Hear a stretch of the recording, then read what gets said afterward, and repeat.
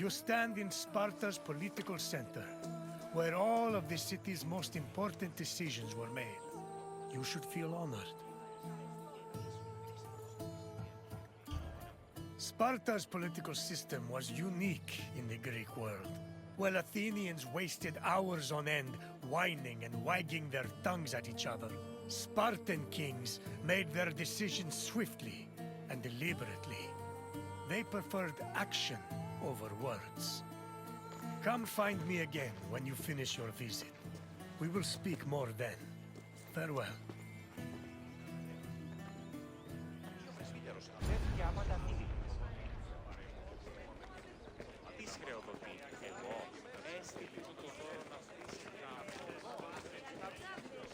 Sparta's political system differed from most of Greece's.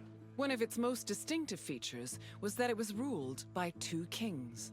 These kings belonged to two separate dynasties, the Eurypontids and the Agiads, both of which were said to be descended from Heracles. Both kings shared equal powers, and disputes between them required the intervention of special magistrates known as ephors. However, if one of the kings were more charismatic or experienced, they could influence the weaker king's choices.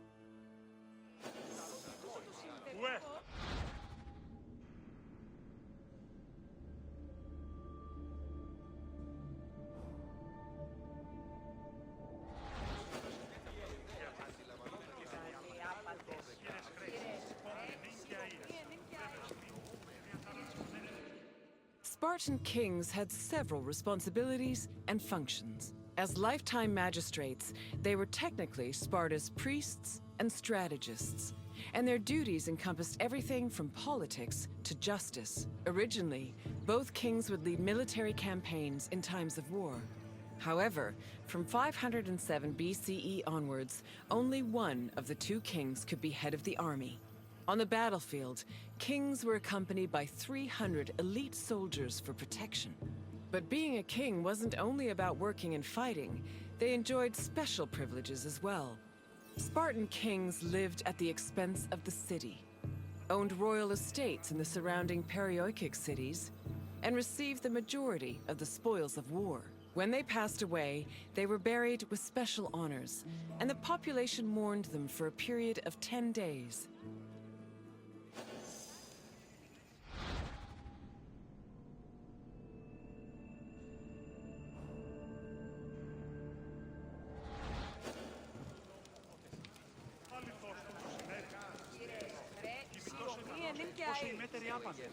Ουδής συνεργάσει η μετέρης ούτως ίας. Προσείπεται ημίν ότι τούτο το συμβεβικός απέλειπε το συζύγο ημίν 11 κεφαλάς αγελάδων και προκύπτει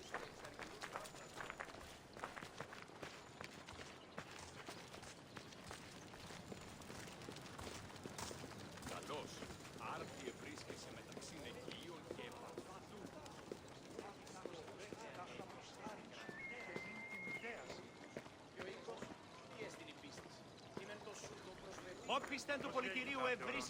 The kings of Sparta enjoyed many important religious honors. They were in charge of sacrifices, both during military campaigns and at home. The kings received double portions of the meat at all communal meals, and they were also the first to pour libations. They also personally conducted public sacrifices as priests, which helped remind their subjects of their divine connection to Heracles and Zeus.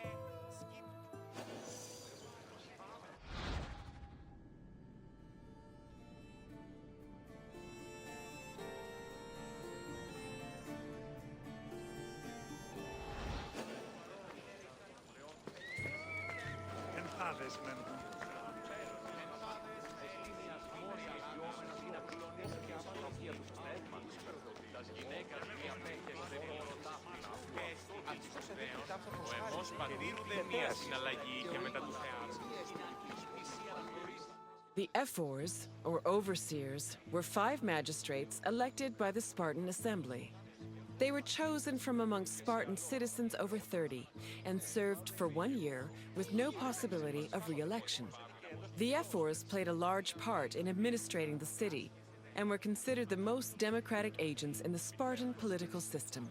They had judicial power and ordered the dispatching of the Spartan army during wars.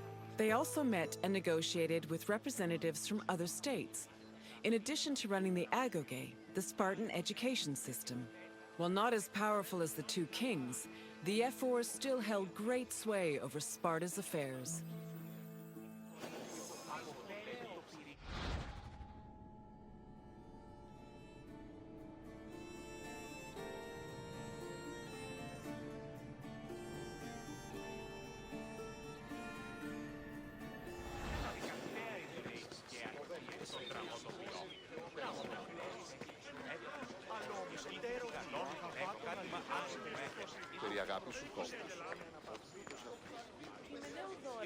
The Gerousia was the Spartan council of elders. It was made up of the two current kings, as well as 28 elders called Gerontes. They were Spartan citizens over the age of 60, the cutoff age for military duty. They were elected for life by the Spartan assembly. The Gerousia, similar to Athens' boulé, handled legislative and financial matters. It could submit bills and motions to the assembly, and could also cancel assembly decisions with the power of veto.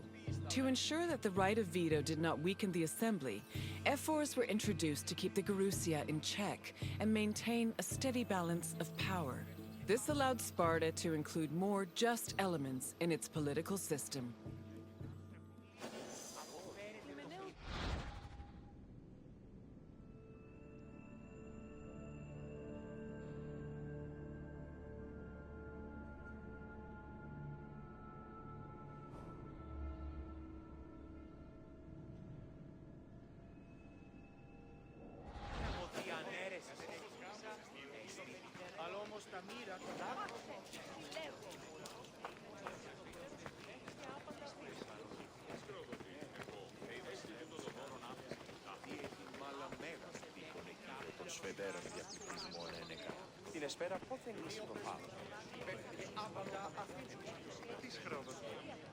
The Spartan assembly, or the Apella, was made up of Spartan citizens who were over 30 years old.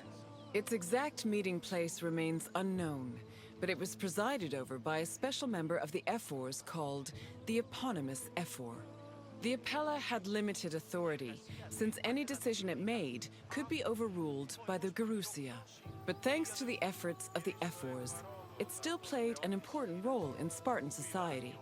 The Apella dealt with topics like foreign affairs, war declarations, peace negotiations, and more. They also elected ephors and Gerousia members, and could both grant political rights to foreigners and remove them from Spartan citizens. Unlike the myriad sources on the functions of the Athenian assembly, the exact details of the Apella's decision-making process are unknown.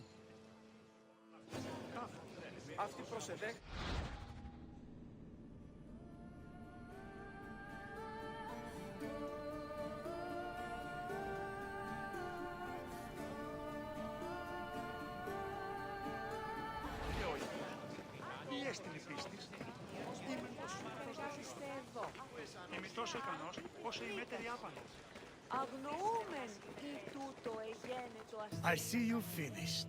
I hope you feel more knowledgeable about the inner workings of Spartan politics. Our way of ruling was not conventional, to say the least. But it served our purposes well. What would you like to do? Farewell, visitor. May your travels be safe and carefree.